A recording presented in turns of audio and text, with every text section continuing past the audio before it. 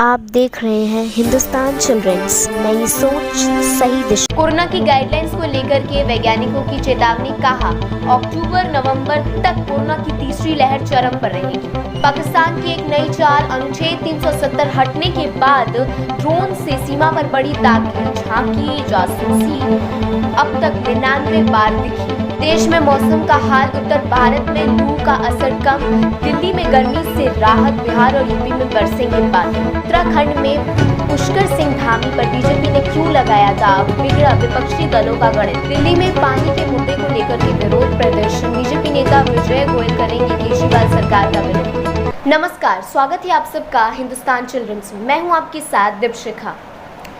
Corona की रफ्तार अब कम होती दिख रही है। अनलॉक की प्रक्रिया भी शुरू हो चुकी है। कई सारे राज्यों में अनलॉक धीरे धीरे किया जा रहा है।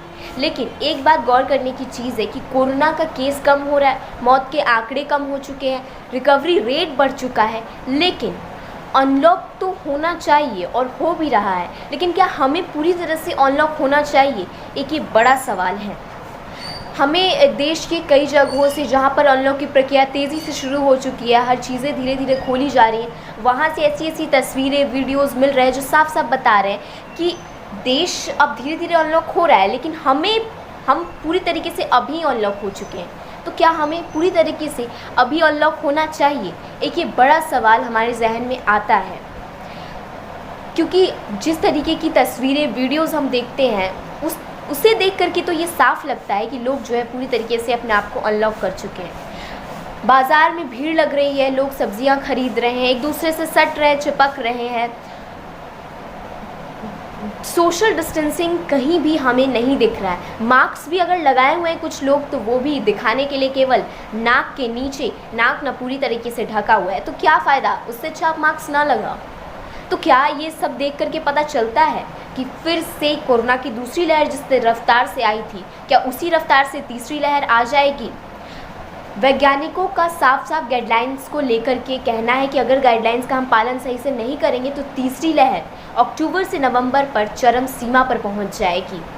और ये बात सच है, क्योंकि जिस तरीके से पहली लहर के बाद जब धीरे धीरे शांत माहौल होने लगा था, उसके बाद अनलॉक जो शुरू हुई थी, उसके बाद अनलॉक के साथ लोग भी अनलॉक होने लगे थे, और उसके बाद दूसरी लहर कितनी तेज़ी से आई, हमें तैयार होने का भी वक्त नहीं दिया था। तो क्या फ़िलहाल तो हम दूसरी लहर के मुताबिक अभी बहुत ज़्यादा अच्छे तरीके से तैयार हैं, लेकिन क्या उसी तरीके की फिर से उससे भी ख़तरनाक लहर, तीसरी लहर होने वाली है? तीसरी लहर बच्चों पर अटैक करेगा, तो क्या बच्चों के साथ साथ बड़े लोगों को भी कोरोना गाइडलाइंस का पालन नहीं करना चाहिए? उन्हें भी बाहर जाने से नहीं रोकना चाहिए? ये एक बड़ा सवाल है, क्योंकि जिस तरीके से आए दिन तस्वीरें देखी जा रही हैं, वो साफ साफ बता रही है कि कोरोना अपनी रफ्तार तो संभाल करके रख चुका है और वो फिर से शायद आ सकता है। क्योंकि जिस तरीके से देखा जा रहा है, हम तैयार ज़रूर हैं, लेकिन वो हमें एक नए रंग में आकर के झुका सकता है।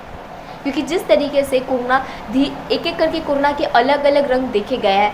कभी सिम्टम्स हम पहचान नहीं पाते, कोरोना के बिना सिम्टम्स वाले लोग हो जाते हैं कोरोना संक्रमित। तो ये एक सवाल को खड़ा करता है कि कोरोना फिर से क्या रंग बदल करके आ सकता है? क्योंकि जिस तरीके से लोग भीड़ जमा कर रहे हैं वो साफ साफ बताया जा सकता है।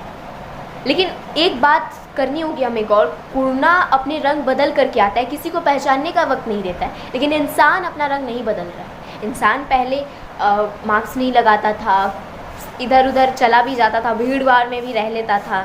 तो क्या हमें बदल करके मास्क लगाना चाहिए? इधर उधर नहीं जाना चाहिए, भीड़ भाड़ में बिल्कुल भी नहीं जाना चाहिए। जो लगा रहे हैं उन्हें रोकना चाहिए। क्या हमें नहीं बदलना चाहिए? जिस तरीके से कोरोना अपने सिम्टम्स को बदल रहा है, जिस तरीके से कोरोना को जानना मुश्किल हो चुका है, तो क्या हमें उस तरीके से अब बदलना नहीं चाहिए? ये एक बड़ा सवाल उठता है। हमें भी अपनी चीज़ों को बदल लेना चाहिए। अभी कोरोना के बाद का जो ज़िंदगी हमारा, उस तरीके से हमें जीना चाहिए।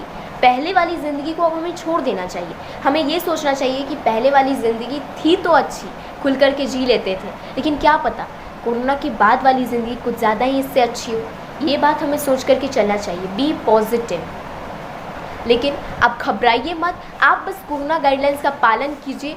ज़रूर निकलिए घर से, ज़रूरत पड़ने पर मास्क ज़रूर लगाइए। अगर आप निकल रहे हैं तो सोशल डिस्टेंसिंग का पालन कीजिए। जो लोग नहीं कर रहे हैं उन्हें समझाइए आप, ताकि वो कर पाए पालन। और इस बार तीसरी लहर भले ही बच्चों पर टूटने वाली है, लेकिन बच्चों के साथ साथ बड़ों को भी इसमें सतर्क रहना होगा, क्योंकि बच्चे तो बाहर नहीं निकलेंगे लेकिन बड़े तो निकलेंगे ना, तो बड़ों को गाइडलाइंस का पालन ज़रूर करना चाहिए। और डरिए मत, क्योंकि इन बातों को लेकर के कुछ लोग आ जाते हैं टेंशन में। इस बात को सीरियस ज़रूर लीजिए, समझिए इस बात को, लेकिन डरिए मत, क्योंकि डरने से कोरोना आप पे और हावी हो जाएगा और फिर आप उसे हरा नहीं पाइएगा। इसलिए हंसते रहिए और इस घड़ी में सबका साथ देते रहिए, क्योंकि हम मानेंगे बात तभी बदलेंगे ये हालात। नमस्कार, कीप स्माइलिंग।